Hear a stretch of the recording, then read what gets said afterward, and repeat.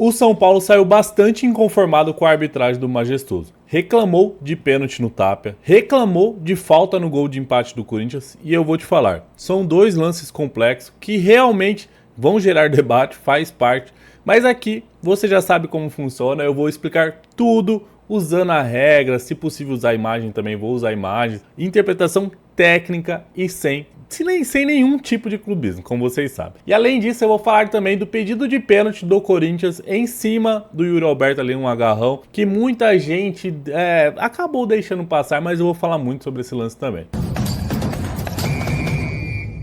Fala professores, eu sou Paulo Caravina, sou árbitro de futebol e aqui no canal eu faço análises de arbitragem sem clubismo. Então já deixa o seu like, deixa o seu joinha aí, ajuda muito. E se inscreva no canal porque isso ajuda de verdade mesmo. Esse conteúdo acaba sendo entregue para mais pessoas e isso faz com que eu me sinta bem em criar mais conteúdos. Então já deixa o seu like aí. Corinthians e São Paulo se enfrentaram pela terceira rodada do Paulistão. E como vocês sabem, esse Paulistão está diferente, é diferente dos outros, de todos os outros que a gente já viu.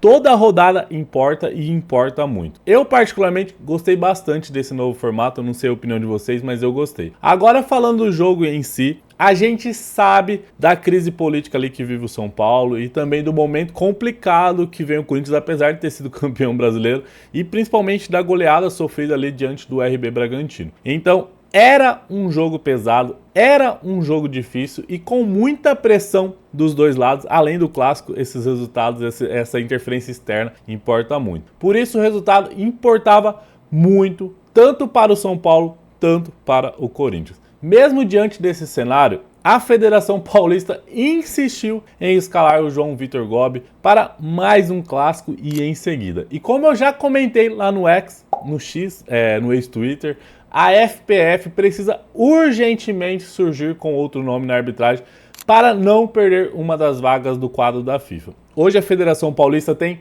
3 nomes dentro ali do quadro da FIFA, o Klaus, o Flávio Rodrigues de Souza e o Matheus Candansan. O Candansan ser árbitro FIFA, para mim já é uma prova clara da força política que tem a Federação Paulista dentro da arbitragem nacional, dentro do quadro nacional, dentro da FIFA também. Tecnicamente, eu acho o Candansan um absurdo ele estar ali na FIFA, mas isso é assunto para outro vídeo. Mas esse é o jogo político e que existe, a gente não tem o que fazer. E como o Flávio e o Klaus devem sair do quadro FIFA esse ano, ou no máximo ali até o 2027, a Federação Paulista precisa lançar um nome viável e é exatamente por isso que ela escalou o João Gobi em 2 clássicos seguidos. É a intenção deles de colocar ele no quadro da FIFA. Ela precisa expor esse nome para fazer o público ali aceitar essa escolha de uma melhor forma. Mas, sinceramente, isso só mostra o declínio técnico que se tornou a arbitragem paulista. A gente vê na copinha vários erros absurdos, a gente vê que tá ruim. Depender do João Gobi como possível árbitro FIFA, para mim, é no mínimo preocupante. O Gobi não é um árbitro ruim, isso precisa ficar claro para vocês. Mas hoje, ele não tem cacife para se tornar FIFA. Existem vários, eu posso citar vários aqui, não vou citar, árbitros à frente dele para esse quadro. Apesar de ter ido bem em Palmeiras 1 e Santos 0 no jogo dessa semana, no jogo de ontem ele já mostrou fragilidade e no VAR estava o Adriano de Assis Miranda também, do quadro paulista. Esse sim, para mim, é um péssimo VAR. O Gobi não é ruim, o Adriano de Assis é ruim. Esse é fraco mesmo, eu posso te garantir. Agora que a gente já falou tudo o que precisava sobre a arbitragem, vamos aos lances. Eu separei 3 lances importantes para analisar com vocês aqui. O primeiro lance é o pênalti pedido pelo Corinthians em cima do Yuri Alberto. Eu vou sempre na ordem cronológica dos fatos. O jogo ainda estava no primeiro tempo, por volta dos 43 minutos ali, quando a bola é alçada para a área e o Yuri Alberto cai pedindo pênalti. Quando você aproxima a imagem ali, tem uma imagem de trás, fica nítido que existe sim um braço do defensor do São Paulo ali, que não, se não me engano, era o Alan Franco, mas apenas colocar o braço do jeito que o defensor colocou ali não configura a falta. Pelo amor de Deus. Em situações de agarrar, empurrar ou puxar, é necessário causar impacto claro no adversário. Nesse lance, o defensor coloca a mão de referência, o que é absolutamente normal em uma disputa dentro da área. E E o Yuri Alberto solta o corpo ali tentando ganhar o pênalti, que também infelizmente é normal dentro da área. Isso é diferente, por exemplo, do lance de ontem, Senegal e Marrocos, onde o jogador puxa claramente o adversário, faz o movimento de puxar, impedindo ele de ficar de pé e de chegar na bola. Aqui não. A queda do Yuri não foi causada pelo defensor.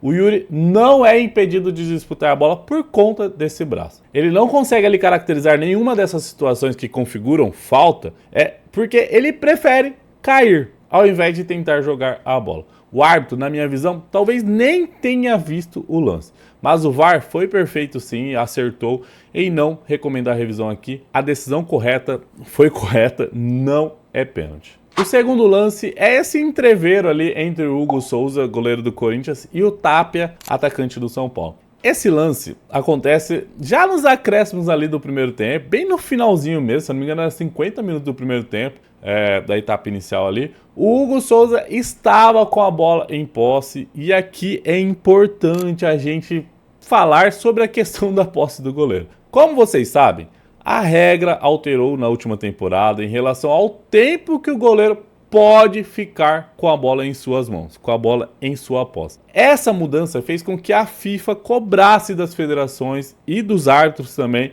que ninguém interferisse na reposição do goleiro, que ninguém interferisse mesmo. Essa regra até já existia, mas agora passou a ser mais cobrada para as federações e para coisa. Na FIFA a gente vai ver mais. A regra diz o seguinte: será marcado um tiro livre indireto se um jogador impedir o goleiro de repor a bola em jogo com as mãos ali ou com os pés, ou chutar ou tentar chutar a bola quando o goleiro estiver no processo de reposição. A regra escrita pode parecer um pouco confusa, um pouco difícil de entender, mas a ideia da FIFA é clara.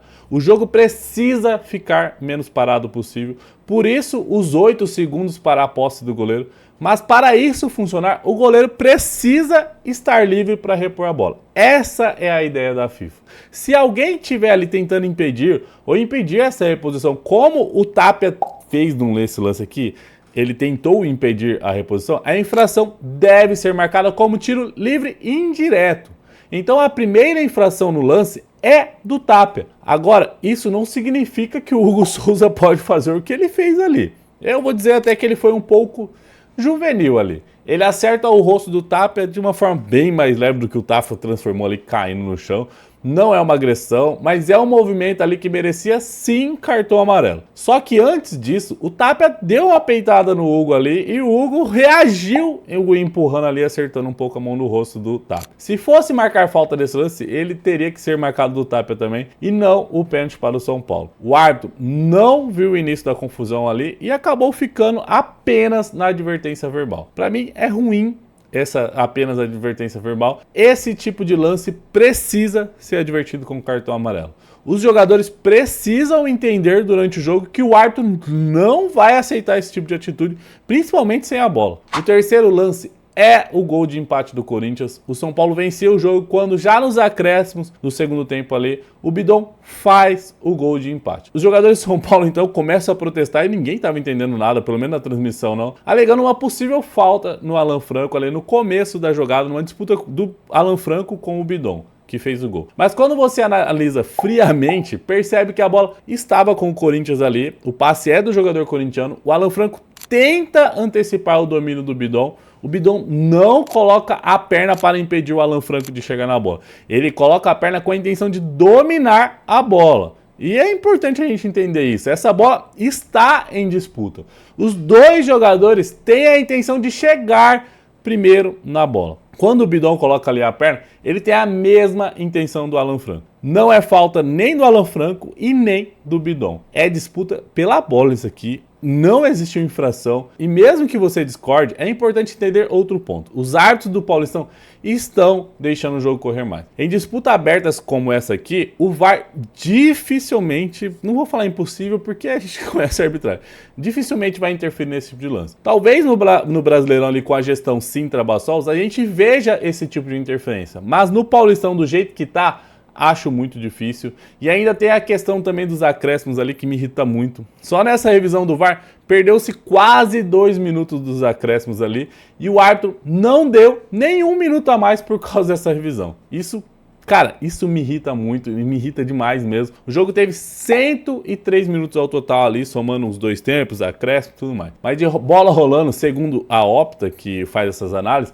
foram apenas 46 minutos e 36 segundos. Cara, isso é um absurdo. É desonesto com quem paga pra assistir, com quem tá vendo na TV. Paga pra assistir dois tempos, eu imagino. E ver apenas um, pô, tá de sacanagem. Os jogadores têm culpa? Tem sua parcela de culpa, mas o maior culpado é o árbitro que quer acabar o jogo logo ali, tenha pressa. Quanto menos jogo tiver, menos ele se complica.